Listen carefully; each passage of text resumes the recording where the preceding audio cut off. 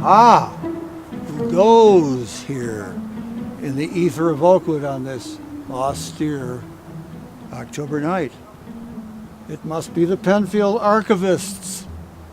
Welcome, you of the living and I and the spirit of Calvin Wooster Owen.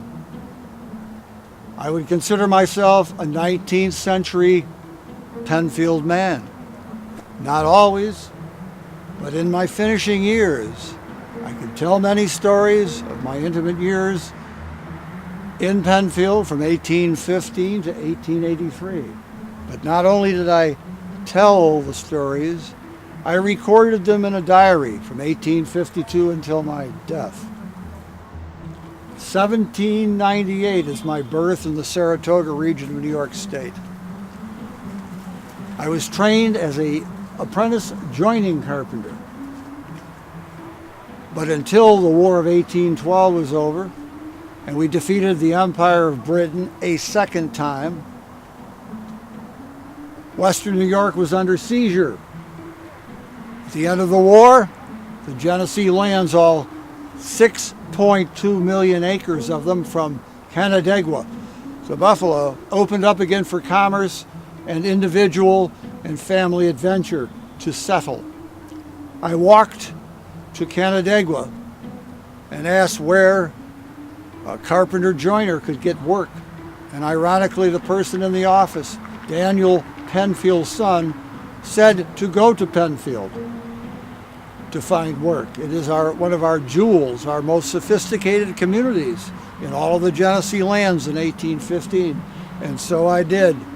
And strangest thing of all, my first work was for, and it turns out my business partner for the rest of my life and his, Samuel Rich, was Daniel Penfield's milling business rival. He hired me, I began building mills. Soon after, I cleared the land and built my own house on the corner of Bluff Drive and Linden Avenue, now in the village of East Rochester. And built everything that is possible around Western New York and became a designer architect as well in later years, and starting a family and staying in business touch with various ventures with Samuel Rich. In 1852, I moved to the four corners of Penfield. My house, which is still there on the southwest corner, and I had 5 children at the time.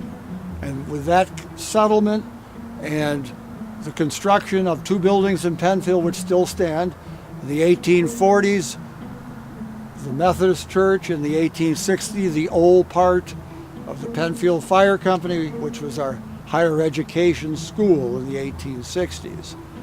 I began a diary in 1852 till my death in 83. And my commentary was very local about the quirks and peccadilloes of my neighbors, about religion and politics and how national events affected everything, filtering to the most local places, of the wonderment of the building. And before my very eyes, the Erie Canal transforming Western New York into a commercial juggernaut that fed the nation. Let me begin our journey. This day, in February 1st, 1861, marks my 32nd anniversary of married life. I refer to it with a degree of satisfaction. In reviewing the past, I have no regrets to make. We continue to reside in Penfield. My family health has been unusually good. I have 3 living children at home now, and my 2 older sons are apprenticed in trades successfully in Wayne County. Of national note, which is of grave concern, the 7 of the southern slave states have seceded by convention from the federal union on the account of, yes, slavery. It causes great excitement and angry discussions throughout the nation as well as here. And there's no knowing what the result of it will be.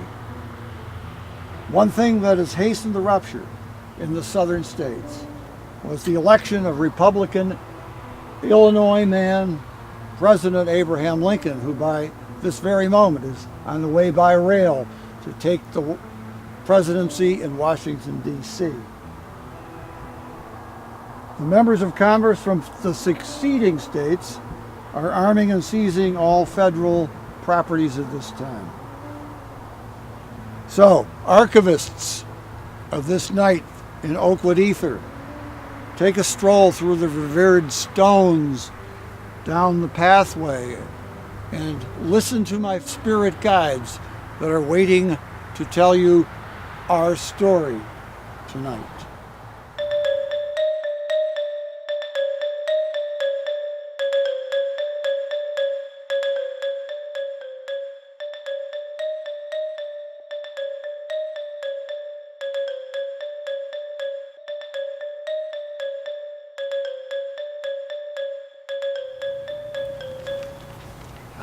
February 1861. 7 states had threatened to secede from the Union. The election of Abraham Lincoln brought along a great whirlwind of feelings, and bad feelings, actually. The South had such great feelings of anger with Lincoln's views and stances on the whole slavery concept. Go figure, with the South and slavery. I don't know. But, nevertheless, the 16th president made his way across the country to our fair Rochester. I know, I was sent there by my newspaper, the Rochester Advertiser.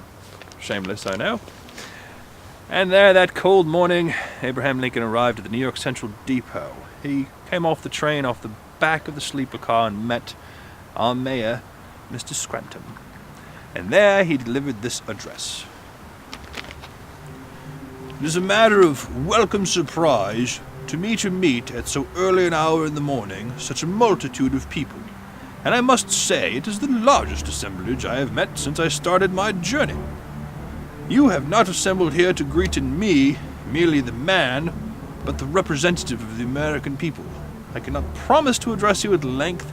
The time allotted for my stay among you will not permit it. If I should make extended remarks at every place where my fellow citizens gather to assemble to see me, I should not reach the capital in time for inauguration. It is a great gratification to me to see you, and I heartily thank you for your kindness. Or at least that's what I thought I heard. I had a little bit of a case of the dropsies and dropped my pen, and the crowd was so loud. But I was one of the few thousand lucky enough to actually meet the new president. Be right there in his presence. And I was actually close enough to actually see the man. Not too many people get to see the man, not like today with your television and your televised debates. And I actually got to get my remarks recorded. The personal appearance of Mr. Lincoln is more agreeable than his picture and history lead us to believe. He is not handsome by a great many degrees, but he has not that hideous, ugly look to which his portraits give him. When standing before an audience and listening to a speech of welcome, he shows countenance of indifference and even a want of expression. But where he speaks, there is an instant change in his expression. Few men that we ever see exhibit so great a change in going from passive to an active condition. And yet that jovial encounter would be in stark contrast to 4 years later when Lincoln would pass through Rochester. I count it as one of the greatest moments of my life as a journalist, and I count it as one of the greatest moments of my life as a human being. I bid you adieu, like I bidded Lincoln adieu.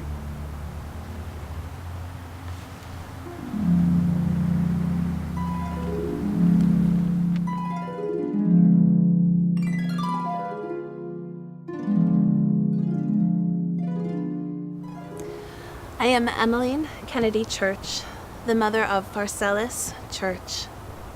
My young son was barely 16 in the summer of 1861, and he was one of the first to sign the organizing constitution for the Penfield Junior Zouave Unit. Now, the adult Zouaves, they were unique to our Union Army. They had magnificently colored uniforms, and they were dramatically adorned. It was really a sight to be seen. And the boys here were so enthusiastic to be part of the war, but they were too young to enlist. So in a romantic gesture, they began the Junior Zouave unit. I was so proud of my son for his fervor, his anticipation and loyalty to the war and its cause, but I was also so anxious for when he would become of age to be able to join a Union regiment.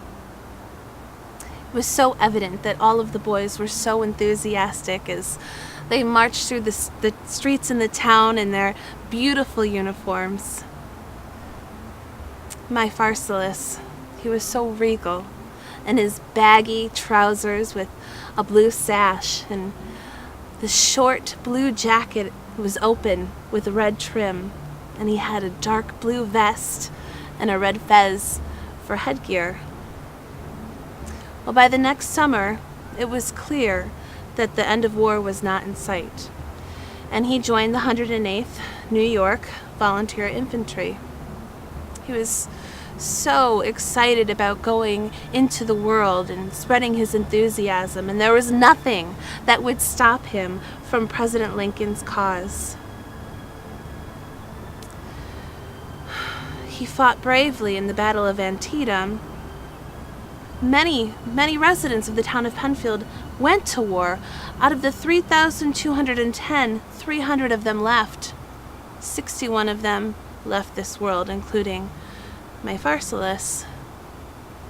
He saw Antietam, saw the horrifying fighting and the death and the destruction.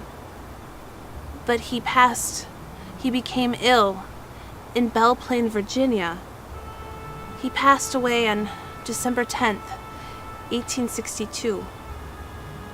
600,000 Americans died in the Civil War, and on both sides, it was because of illness and disease that caused most of their death, not the battlefield. My Pharsalus, he was buried here at Oakwood Cemetery on January 4th, 1863, which was his 18th birthday. I take such joy in sharing this story tonight so that he may be remembered, and I hope that you take with you tonight, keep in your thoughts him in the hundreds of thousands of men who suffered loss so that our nation could stand as one. Have an enlightening evening.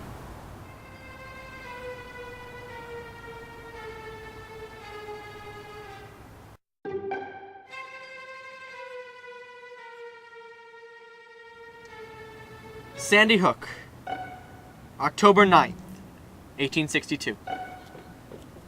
Dear friends, we are getting nearer to the old battlefield, and I can see the place where Colonel Miles surrendered when Jackson took Harper's Ferry. We can't get any news about the army movements, only the action close around us. We had a good time in Frederick City. I saw old Abe there. He came to review the troops. He was dressed in black and wearing a high silk hat. Mr. Lincoln was very tall and rode his horse with wonderful ease. His nose is rather long, but he is rather long himself, so it is a necessity to keep the proportions complete. The crowd cheered him loudly as he left the camp, bowing and waving his hat. His lady is charming enough to make up for all his deficiencies. But in that fraction of a moment, when my eyes rested on Mr. Lincoln, somehow my heart warmed towards the great man, and I whispered softly to myself, I'm glad I enlisted. It rained for about 5 minutes there. It's the only rain I've seen since I left New York. I've had 1 letter and I've written 20. I will stop writing pretty soon if I don't get any answer. I hear that dinner is ready, and I will get some hardtack, coffee, and live maggots and mix them together. They make a good soup. You don't know anything about it if you have never eaten any. They're tip-top, but we must have meat of some kind, and they use the cheapest dead mules, as there are plenty. But they are too tough to chew, and it takes too long to cook. Regardless of the situation, we have lots of fun. Some is not so funny, but that was to be expected. I have not shot my gun yet, and I won't until I get sight of a rebel. Tell the folks to write. Send the letter to Washington, and it will be sent to me. Goodbye, from your brother Byron.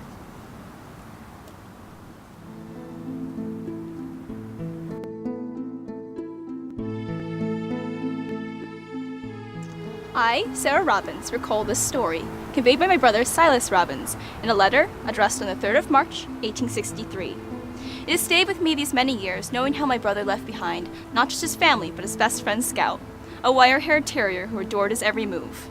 He wrote, "On Monday last, as my company and a few fellow officers were passing over the Fredericks battlefield, their attention was called to a small dog lying by a corpse.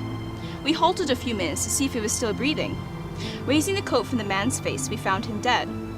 The dog, looking up wistfully, ran to the dead man's face and kissed his silent lips. Such devotion in a small dog was so singular that we examined some papers upon the body and found it to be that of Sergeant W.H. Brown, the 91st Pennsylvania Company C. The dog was shivering with the cold but refused to leave his master's body, and as the coat was thrown over his master's face, the dog seemed very uneasy and tried to get under it to the man's face. He had, as it seems, followed the regiment into battle and stuck to his master's side, and when his master fell, remained with him, refusing to leave, even to eat. As the party returned, an ambulance was carrying the corpse to a little grove of trees for interment, and the little dog was following, the only mourner at the funeral, as the hero's comrades had been called to some other point.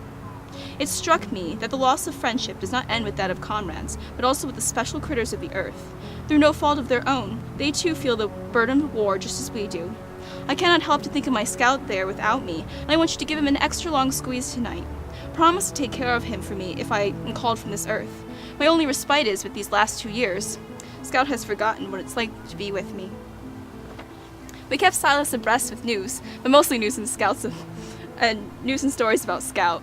When he returned to us, he said it was the letters that gave him the strength, determined not to disappoint his best friend Scout. A year later, when he returned, not unmarked, having lost his right arm at the shoulder, Silas remarked, "I only need one good hand to pet my dog Scout."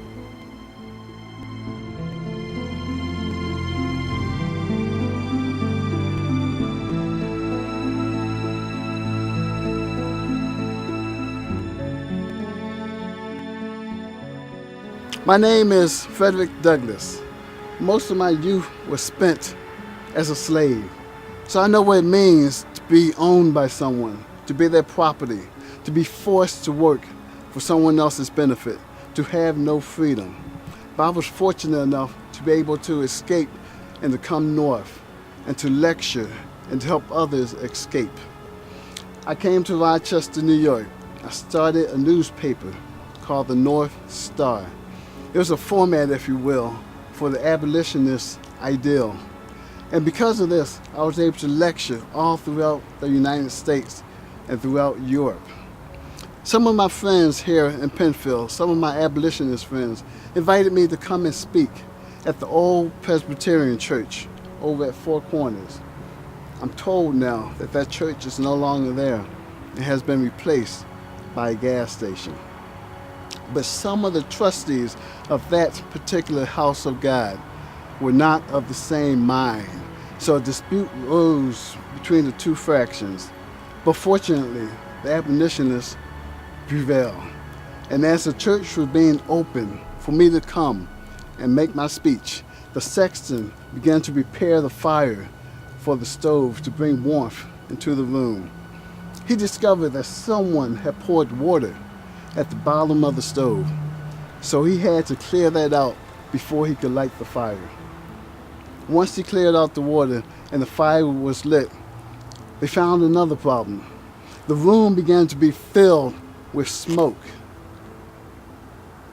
They discovered that the pipes were full of rags, but by the time they discovered this, the whole church was filled with smoke. So this was too much. So everyone, including myself, left the church. We tried to clean up the residue to make it presentable, but we were unsuccessful. So I never got to make that speech that evening. In fact, I never came back to Penfield to make a speech. And it brought me much anguish because I was never one to run from an opportunity to speak, regardless of how hostile the situation may be. And it did not diminish my speaking on the plight of the black man. I'd like to read just a few moments from my book, Narrative of the Life of Frederick Douglass.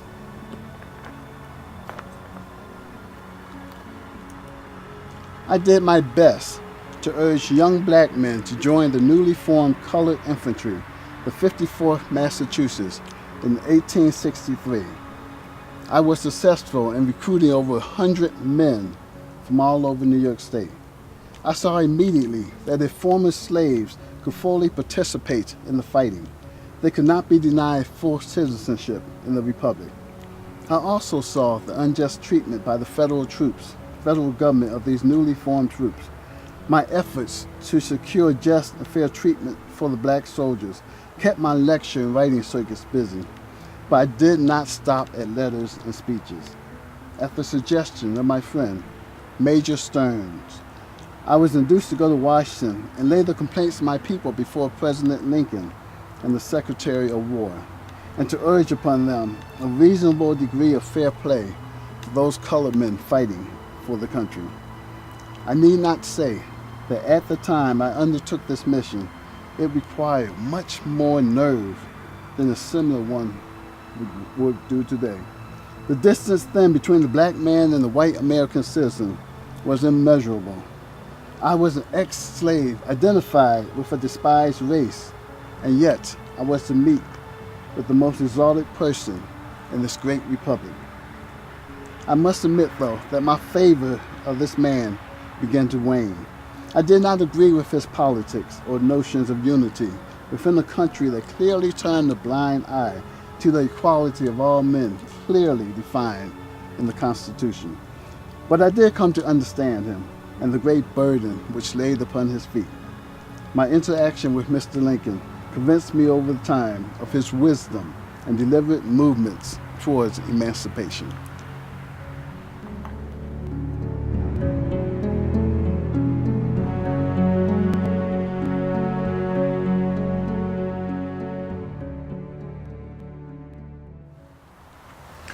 Hello, folks.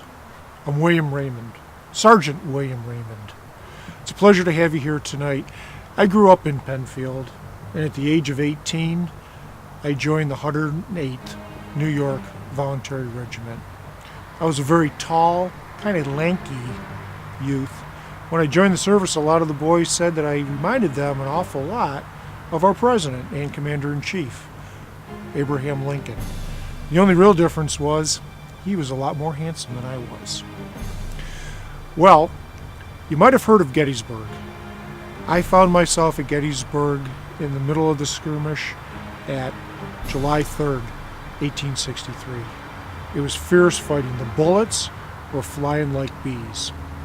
I was sergeant, and our captain called over to me and said, "Raymond, you're now promoted orderly sergeant." And I thought, well, that's quite the honor, until I found out the other orderly had just been shot and killed. First duty of the orderly was to go back and get more ammunition. We were running out of bullets. So as I mentioned before, I was rather tall. Well, that also means I'm a rather big target. And I really didn't want to get out of the relatively safety of where I was, but I had to go back. So I got up and ran as fast as I could. Bullets were flying all around, but I made it all the way back to our supply lines and gathered up as much ammunition as I could hold. I started my way back, and I got to within 200, maybe 300 yards of our group when I got hit in the leg and went down. Well, the boys called over. They wanted to come out and help me, and I really don't know if they wanted to help me or just get the bullets. I think it was the bullets. But I said, nope, stay down. No sense in anybody else getting hurt. So I made my way back to our group and got them resupplied. Now for that, I was awarded the Congressional Medal of Honor. That's quite the honor. But what I felt even more honored about was the fact that when I checked my uniform in the morning, I had over 6 bullet holes in my uniform. They never touched me. It was another good reason I was so skinny. Thank you, folks.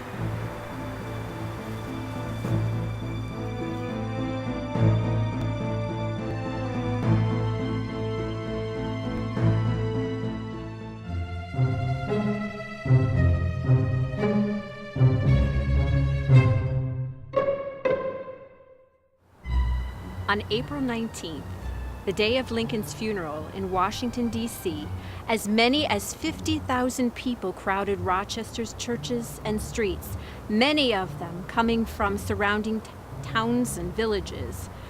I myself came from Penfield. Businesses were closed, flags were set at half-staff, and emblems of mourning were draped over buildings. Now, when the noon church services ended, a 2-mile procession was led through the streets downtown to the sound of minute guns being fired and bells tolling. Every avenue was filled with people, taking in the spectacle, many of them with tears in their eyes. Now, a huge stage was erected in front of the courthouse, and newly elected Congressman Roswell Hart set an unhappy tone with a vindictive oration against the South, which seemed to taint the proceedings. So heartbreaking, since Lincoln so desired to bring this country together.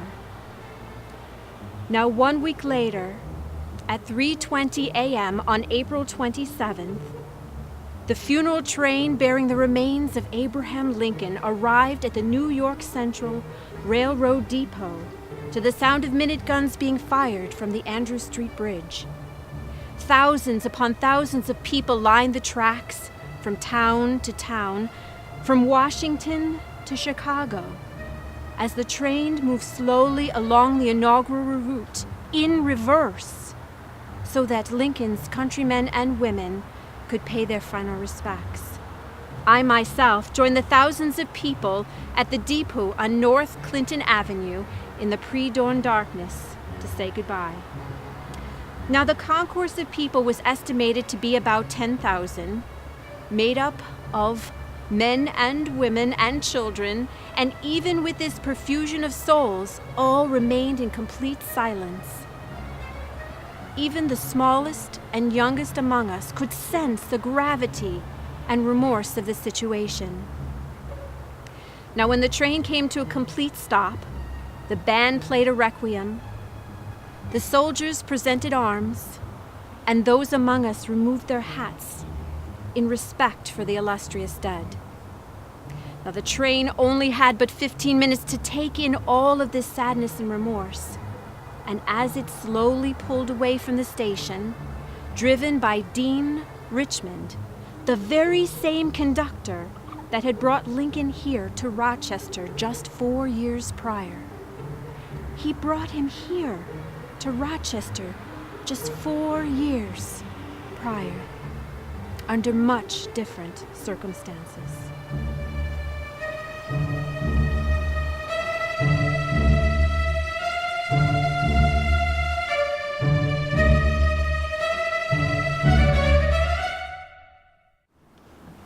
Dear Mrs. Owen, it became my painful duty to send you the sad intelligence of your noble son's death. It was my pleasure to know and to be most intimately associated with him during this most trying campaign, and I can most cheerfully speak in testimony of him as an efficient officer, a courageous and courteous gentleman, possessing an excellent heart free from the vices prevalent among many. He bore a very high character, both among officers and men of the regiment, for high moral rectitude, uprightness, and integrity, as well as executive ability, and in his death we have sustained an irreparable loss. But alas, what is our loss compared with yours? You lost a son, we an officer, a comrade, and friend. Long years will fail to heal the wound this cruel war has inflicted upon your heart, but allow me in this sad hour to point to you the only true source from whence can flow sure consolation. The blessed Savior can and will comfort you with what we cannot in the power mortals can do. My humble sympathies I extend to you. May that God, whose ways are so often wrapped in mystery, furnish every consolation needed in this trying season. I remain, with sincere respect and esteem, your friend, T. Spencer Harrison, Chaplin.